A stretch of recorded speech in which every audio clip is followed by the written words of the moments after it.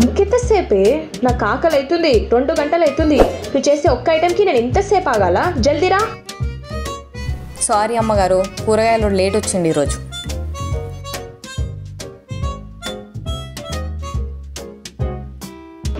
మంచి కలర్ఫుల్గా ఉంది, గట్టిగా వేసినట్టున్నావు. కింద పడకుండా వేయడం చేత కదా? ఎప్పుడు నేర్చుకుంటావు పని? కొంచెం పసుపు ఎక్కువ వేసిన.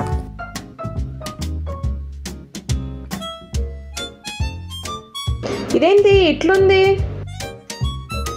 అంటే నిమ్మకాయలు పుల్లగా ఉన్నట్టున్నాయి అమ్మగారు, అంటే ఖరాబ్ అయినట్టున్నాయి, చూసుకోలేదు. మరి జ్యూస్ చేయవా? నెక్స్ట్ టైంకి వెళ్ళి జ్యూసే చేస్తా.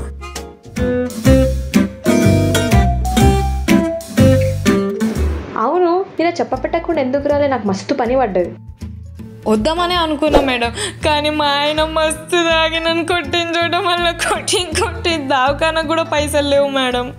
అవునా? నాకు మరి ఫోన్ చేసి చెప్పకపోతే? ఫోన్ చేద్దామని అనుకున్నా మేడం, ఫోన్ కూడా తీసిన, మీ నెంబర్ కూడా డైల్ చేసిన, కానీ ఆ మాయరోగం ఫోన్ బ్యాలెన్స్ లేదని చెప్పింది మేడం. అయ్యో పోనీ ఏడబాక్. పో, ఆ పోపు డబ్బా కింద 500 ఉన్నాయి, తీసుకొని దవాఖానా పో. మేడం మీరు దేవత మేడం, అసలు ఇంత మంచి అమ్మగారు. ఇక చాలా ఆపియా పో. Okay, thank you. అమ్మ మీరు ఫస్ట్లో ఏమన్నారు, ఇంట్లో ఇద్దరే ఉంటారు, ఎక్కువ పని ఉండదు, ఒక పూట వస్తే చాలని అన్నారు. ఇప్పుడు నాకు 2 పూట్ల పని అవుతుంది, ఇంట్లో వారంకి చుట్టాలు వస్తుండ్రు, ఏడికెళ్ళి అవుతుంది చెప్పండి? మళ్ళీ 4000 ఇస్తుండ్రు ఇంకా దానిపైన. అంటే చుట్టాలంటే వస్తుంటారు పోతుంటారు, చుట్టాలు కూడా రావద్దా? సరే చుట్టాలు అనేది పక్కన పెడదాం. అయ్యగారేమో రోజు బాత్రూంలో సిగరెట్లు కొడుతు, నాకేమో సిగరెట్ వాసన అంటే అసలు చెడ్డ చిరాకు, నేనైతే పని చేయలేను అమ్మ ఇట్లుంటే. అయితే బాత్రూంలో కాకుండా ఇంట్లో తాకితే బాగుండదు కదా? దాంతో మీ కుక్క దానికి ఇష్టం వచ్చినట్టు ఎక్కడ పడితే అక్కడ పోస్తుంది, అది సాఫ్ చేసుడు అయితే అసలు నా వల్ల కాదు మేడం. ఇప్పుడు కుక్కకి ఎక్స్ట్రా పైసలు కావాలంటావు, 500 ఇస్తా, సరేనా? ఇంకేమైనా కావాలా? ఇప్పటికే 4000 ఇస్తుండ్రు, నెక్స్ట్ మంత్కి వెళ్ళి 6000 ఇవ్వండి. ఇక ఎక్స్ట్రా బాసన్లు బట్టలు ఏమున్నా కూడా నేను దోముతా. ఇక 2 పూటలు వస్తున్నా కదా మేడం, మేము కూడా బతకాలి కదా. 6000? దానికైతే ఇప్పుడు ఇవ్వండి, మళ్ళీ ఎక్స్ట్రా ఏమైనా ఉండే నేను చెప్తా రేపు. అమ్మగారు బాసన్ల సబ్బు అయిపోయింది, ఇట్లయితే కష్టం, నేను గడగా రేపటికెళ్ళి కొత్త సబ్బు పట్టుకరండి.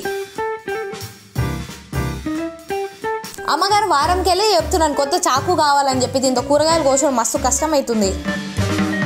అమ్మగారు ఎన్నిసార్లు చెప్పినా జర పెద్ద చిప్పుడు గడ పట్టుకొని రావచ్చు కదా, దీంతో ఊడ్చి నడుముని వస్తుందాయే. అమ్మ యాసిడ్ అయిపోయిందమ్మా, ఈసారి మార్కెట్కి పోయినప్పుడు మర్చిపోకుండా పట్టుకరండి. ఇదేందో 2 రోజులకి సామాన్లు అవ్వగొడుతుంది, పైసలన్నీ దీనికే అయిపోతున్నాయి.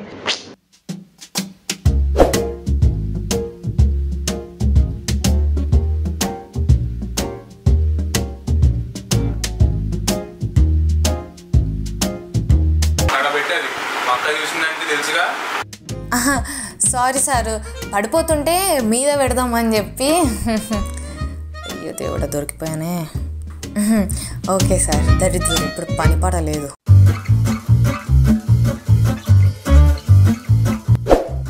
అమ్మా మీకు ఒక విషయం తెలుసా?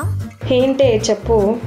మన 302 నీరజమ్మ లేదా, పెద్ద పిసినారి అమ్మ, అసలు పిల్లి కూడా బిచ్చం పెట్టదు తెలుసా? ఛీ. అవునా? ఇంటి ముంగడ చూసే కారు ఉంటుంది, కొడుకు ఏమో యూఎస్లో ఉంటాడు, నువ్వేంది కంజూస్ అంటున్నావు? అమ్మా ఆమె ఖర్చు పెట్టదు కాబట్టే కదా గందగనం సంపాదించింది. మీకు ఎట్లా చెప్పాలి, మీరు సండే దినంలో చికెన్ బిర్యానీ వండినరు అనుకో, ఏం చేస్తారు? మండే రోజు నా కోసం మంచి వేడి చేసి టిఫిన్ బాక్స్లో పెట్టి నాకు ఇస్తారా లేదా? ఓహో, ఇప్పుడు నేను మొన్న క్యారెట్ హల్వా ఇల్లని ఇండైరెక్ట్గా నాకు అడుగుతున్నాను అనమాట.